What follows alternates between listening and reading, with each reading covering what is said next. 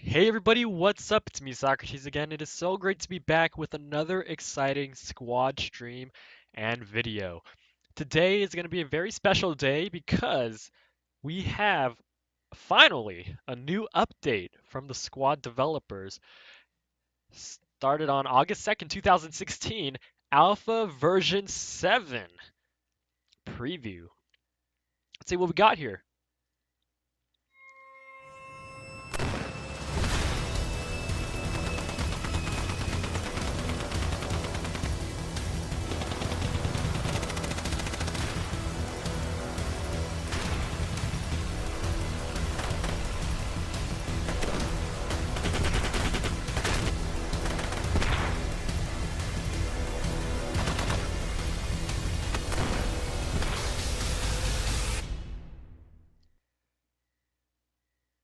Wow, that was amazing. Holy.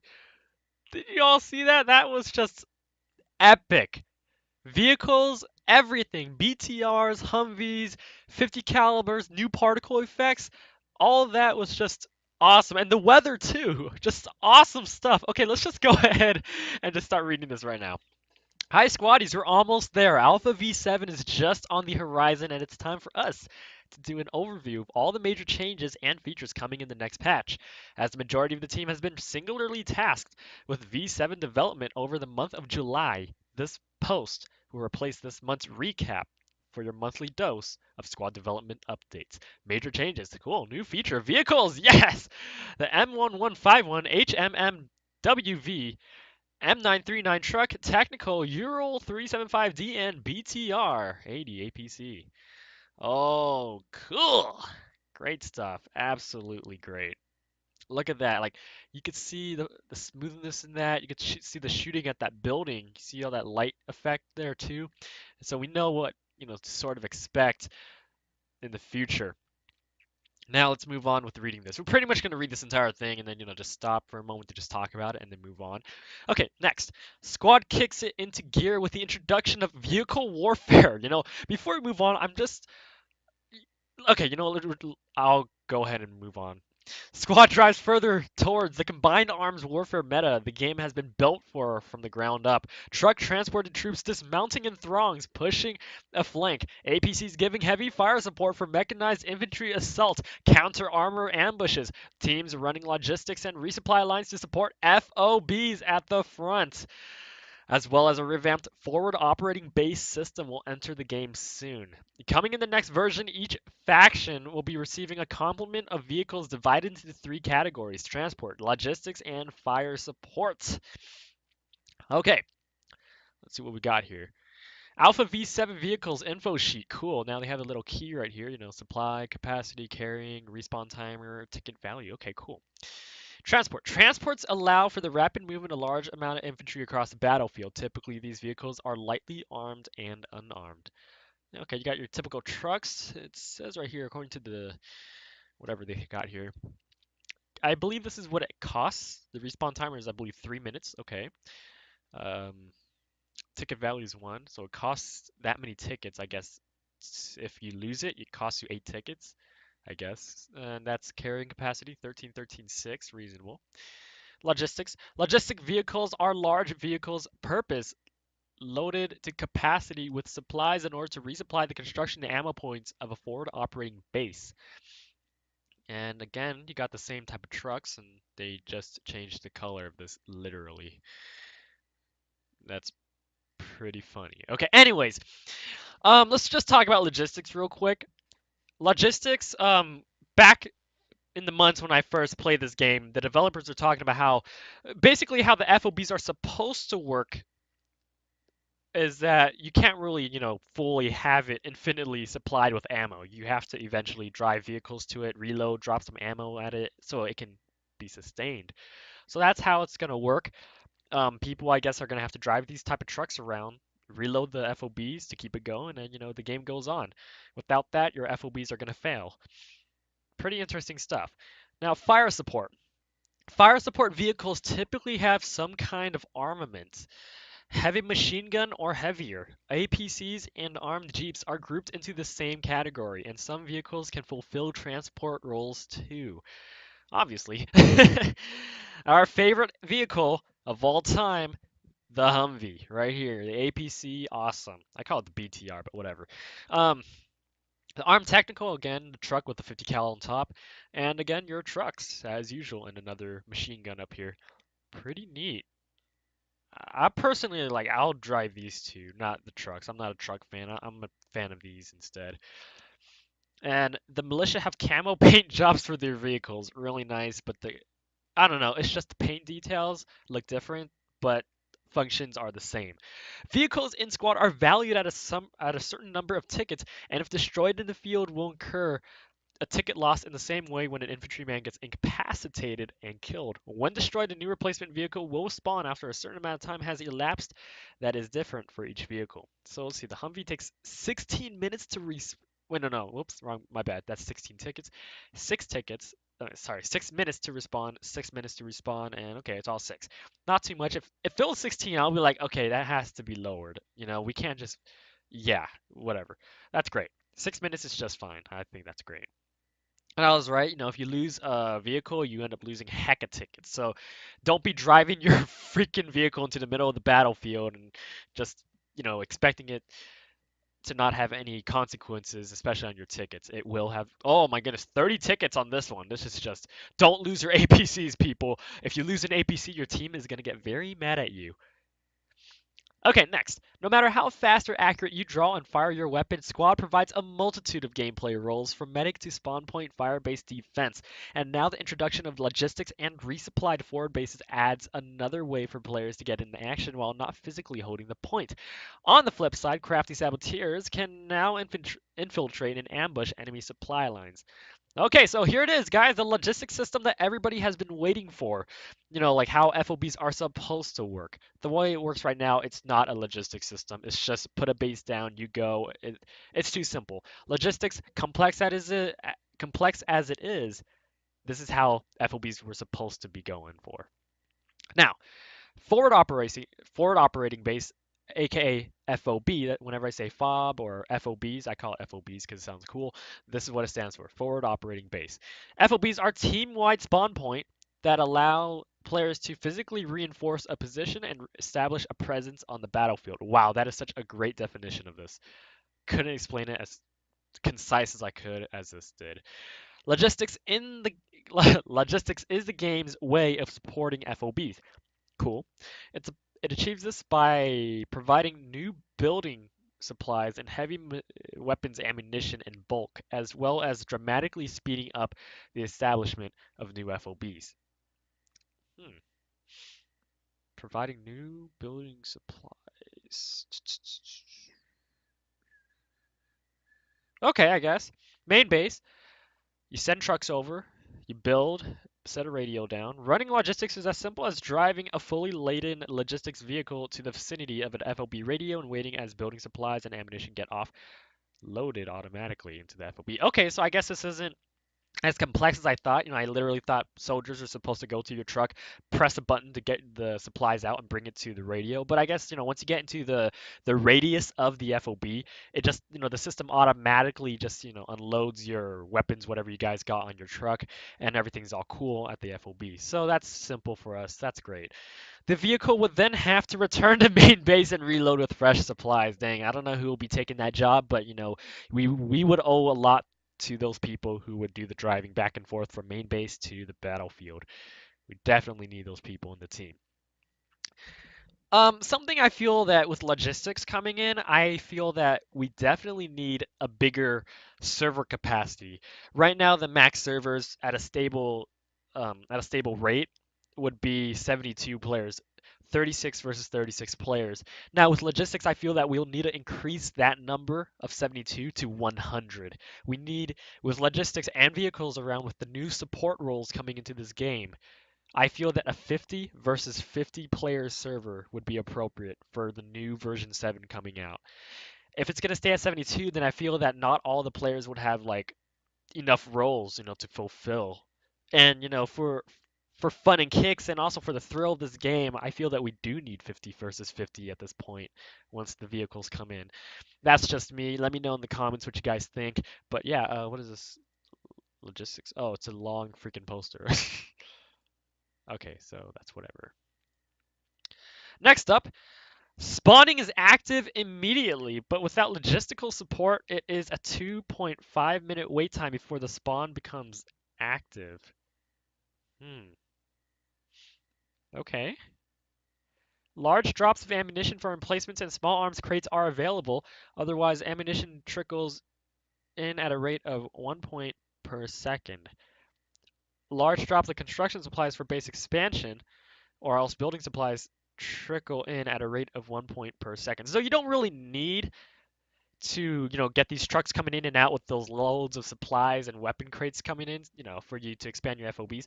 It automatically generates points, but at such a low and small rate that you have to use a truck if you really want to put full use of your FOBs.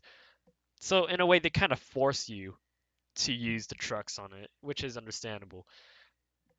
Ooh, what is this? A new ammo crate? Hmm. Okay. Logistics trucks, 1,000, 1,000 this, 1,000 that. Okay. They don't really define what the 1,000s mean. Does it mean like it will provide this much points every time you drive to an FOB or what? Anyways, to maintain a level of order and to prevent teams devolving into a massive free-for-all, we're implementing a reserve vehicle system to open full vehicle control to proactive squad leaders with coherent squads. So they don't want people, grabbing a vehicle, like a random person in the team grabbing a vehicle and just going off on their own. So let's see, this is how it's going to say right now. The claiming system. The vehicle claiming system, in its first iteration, will function primarily as a way to strengthen the role of the squad leader and eliminate the ability of players to go Rambo. That's the term that we're looking for. Going Rambo. Where is it? Okay, and take a vehicle without any responsibility for its usage. The system is entirely passive, but also considered an advanced system. Only squad leader will interact and will be notified as to the claim states. To claim a vehicle, it requires one squad leader and two squad members. Three-man squad, one times vehicle claim. Eight-man squad, two vehicle claims. The squad leader enters the vehicle to claim. Other team members can still enter as passengers, but not drivers. When your entire squad leaves the vehicle, it enters what's called a passive claim state, where any squad member can operate the vehicle. However, other squad leaders can claim the vehicle so as long as they meet the same claim conditions above. In order to keep an active claim, you must have a squad leader somewhere in the vehicle, preferably the gunner's seat. Okay, before we move on, let's just try to analyze this real quick to see if to see how I'm interpreting this information. So it's basically saying, let's just talk about the three-man squad. A squad leader is only allowed, well, only the squad leader is allowed to drive, but other squad members are not allowed to drive, but they can operate guns and seats. That's an interesting way to interpret this, if I'm interpreting this correctly. Eight-man squad, so basically you can grab two vehicles with the full squad. If you only have like, barely half a squad, then you get one vehicle. Understandable. And it says, uh, yeah, pretty much it says other team members can still enter as passengers but not drivers. Okay, so the squad leader has to jump into the vehicle first to apparently claim it. So that means, if I'm correct, other squads and other members in other squads cannot just randomly enter your vehicle. So, for example, squad 1 enters the vehicle, there's still one seat open. Squad 2 member cannot just jump into the vehicle. That's pretty odd. Anyways, losing your vehicle. 8-minute cooldown after claiming. After your squad makes its claims on vehicles, squad leaders may not claim another vehicle for another 8 minutes. This works in the same way as rally points, where there is a required cooldown period. If your vehicle gets destroyed or abandoned, you will need to wait for the cooldown period in full before you can claim another vehicle. So basically, even if the vehicle is down or destroyed, you still gotta wait that timer. So the timer never escapes you. Or you can never escape the timer. And apparently, once you claim a vehicle, no one can touch it. Like, no other squads can touch it. That's weird. After your squad makes its claim. Oh, I already read that. Park responsibly. Okay, that's a funny caption. Exceptions to this are when you drop off your vehicle at a friendly FOB or main base, and this will reset your squad's claim timer and you can claim another vehicle. Okay, so park, main base, or FOBs. So I can see a way that this can get abused in a way, especially the cooling timer. Let's just say you were to drive your vehicle or keep your vehicle in the base or the FOB. You would never have a timer to deal with because the cooldown timer gets reset all the time if you're still in your main base. So let's just say you leave your main base, your timer starts going, and then within 5 seconds you're like, you know what? I'm going back to base. You go back to base. You rewind your vehicle all the way back. Your timer gets reset. So in a way, you can kind of get over the system. You can work around the system to get a vehicle that you want if you got the wrong vehicle. However that works. Whatever. Okay, next we got the new UI, the radial menu. As the first part of our new UI makeover, the radial menu has undergone a significant upgrade. The orders and enemy spotting functions have been integrated into the radial menu, where markers can be placed in 3D world space simply by looking at and pressing the corresponding button on the radial menu. Are you serious? Wow, so instead, okay, let's just watch this. Whoa, whoa, I think I just missed something. Radio, oh my goodness. Look at that. And it just marked it right there. Nice shields now, they got smaller. And then if he looks out into the distance, okay, I think he's gonna do a far shot right now. Oh, wow. Do a far one, dude, do a far one. Nice UI, user interface. Oh boy, that is epic! Yes, that is so much better for this version 7 update. Complete if you've never played squad leader before, you probably wouldn't understand, but if you've been a squad leader, you totally understand how awesome this new update would be for us. Like before, up to version 6, what you had to do was you had to press enter to access, the big open 2D map.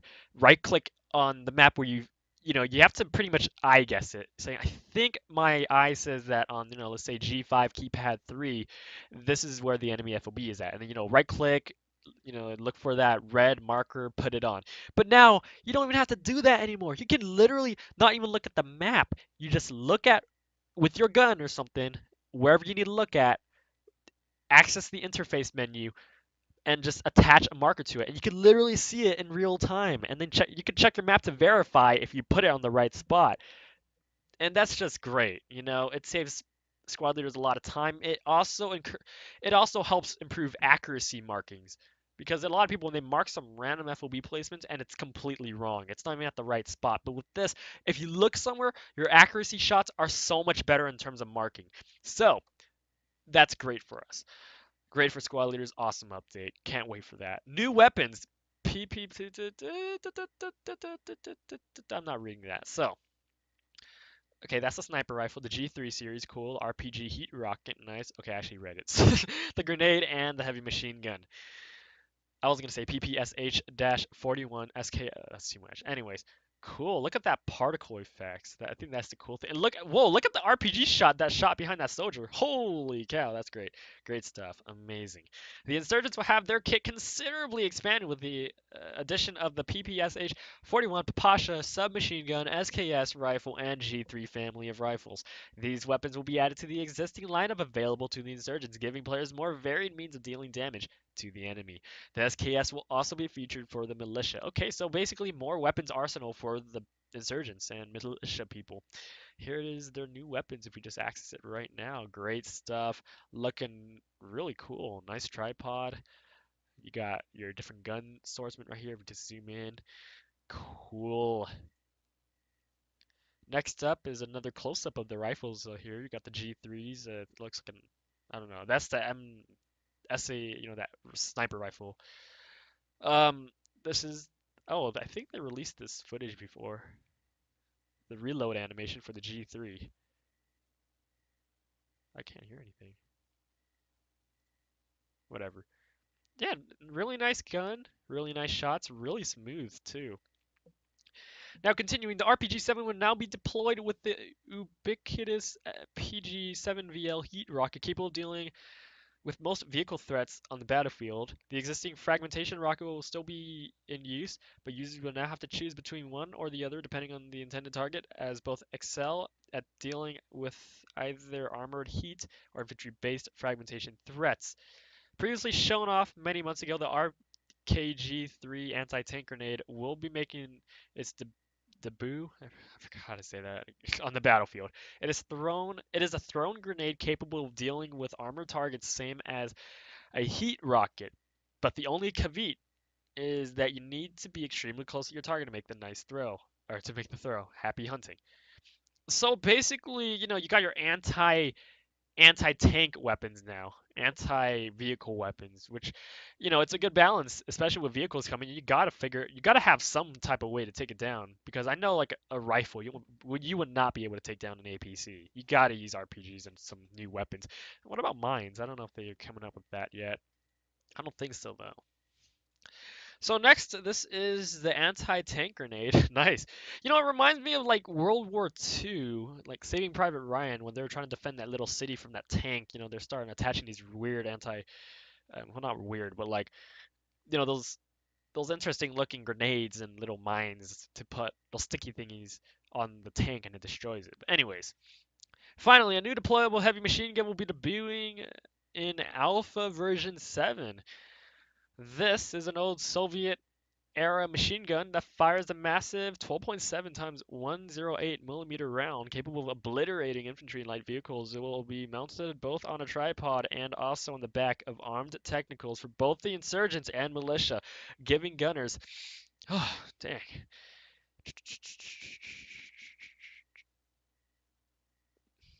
giving gunners a full 360. Yes, we need a 360 degree of fire.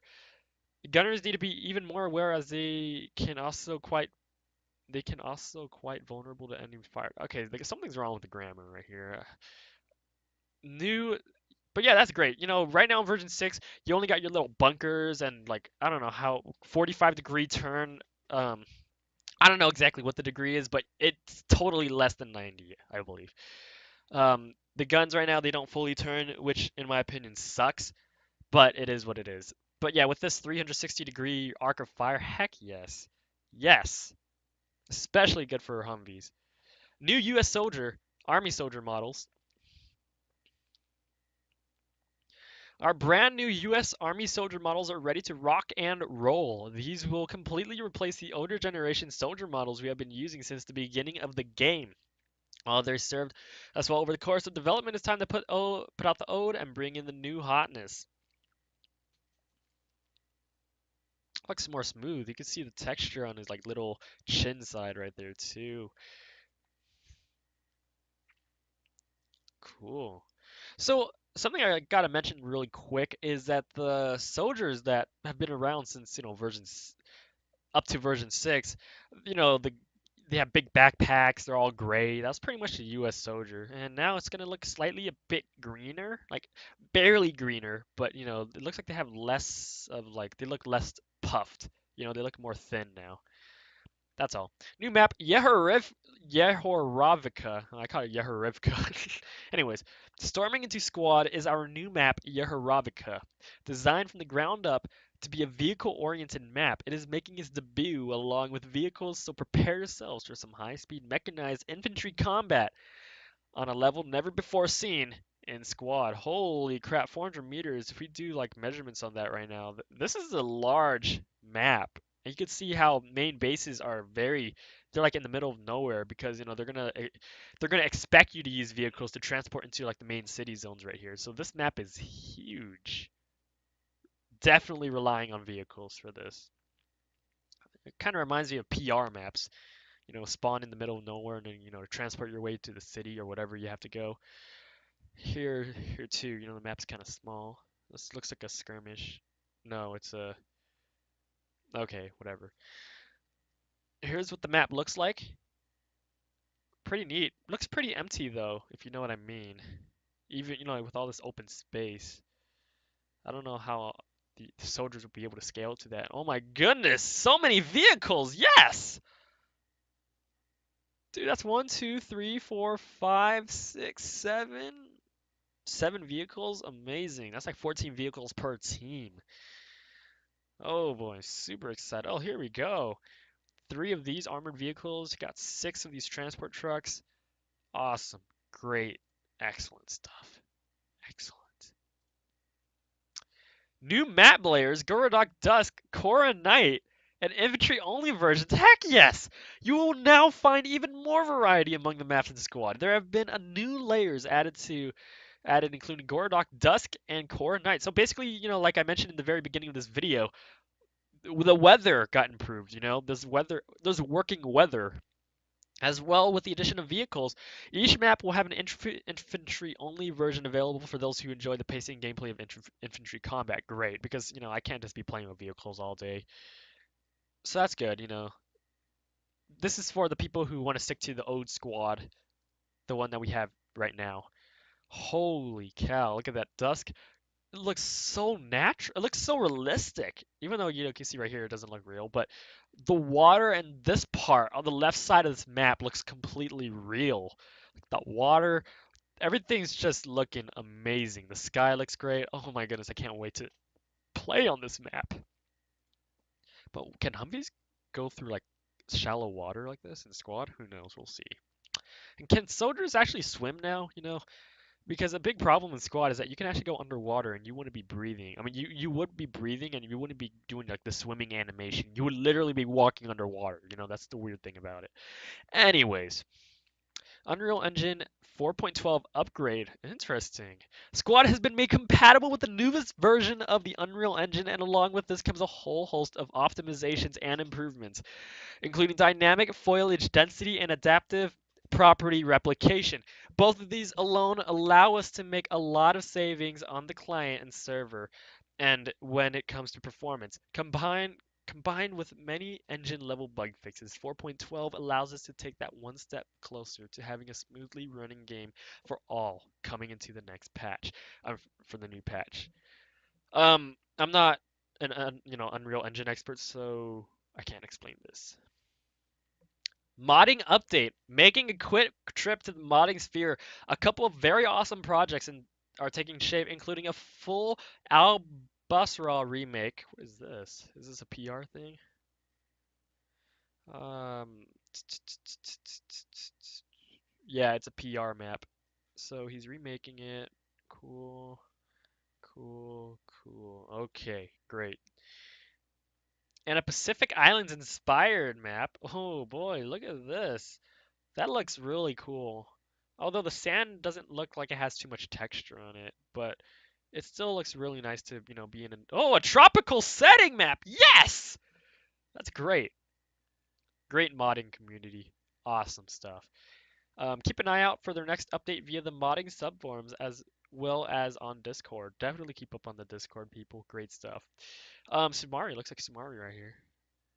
Nope, that's the modding map. You can see right here all these images. Great stuff. What you've seen here is just the tip of the iceberg. Oh, what a common phrase, but it's great. On the release day, we will be releasing much more detailed patch notes and a full change log. So please look forward to that in the near future. I for sure the change log is going to be like this long. Like the scrolling is going to be like maybe half this long, but like I wouldn't be surprised if it's all this long. And that's all, guys. Offworld out. Join the discussion on the forums. And yeah, gotta say, version 7, let's go all the way back up here. Version 7, guys, is going to be epic. I am super excited for vehicles to come out. Hopefully, everybody in squad is able to adapt to this massive change as quickly as possible and that we can get some really legit vehicle warfare going. Hopefully we don't get the douchebags coming in, stealing vehicles, going Rambo with the trolls and all that. And hopefully it does not turn into like how Battlefield 4 is like, where it's just all chaotic, no teamwork and all that, with vehicles flying everywhere, jets destroying each other midair, bombs everywhere. And I really hope that we can get the team we're going, even with vehicles in nowadays. A lot of responsibility has been put on all the players once this update comes out, and I really hope that everybody uses it correctly and, in good ways. All right, guys, so that's all for version 7 preview.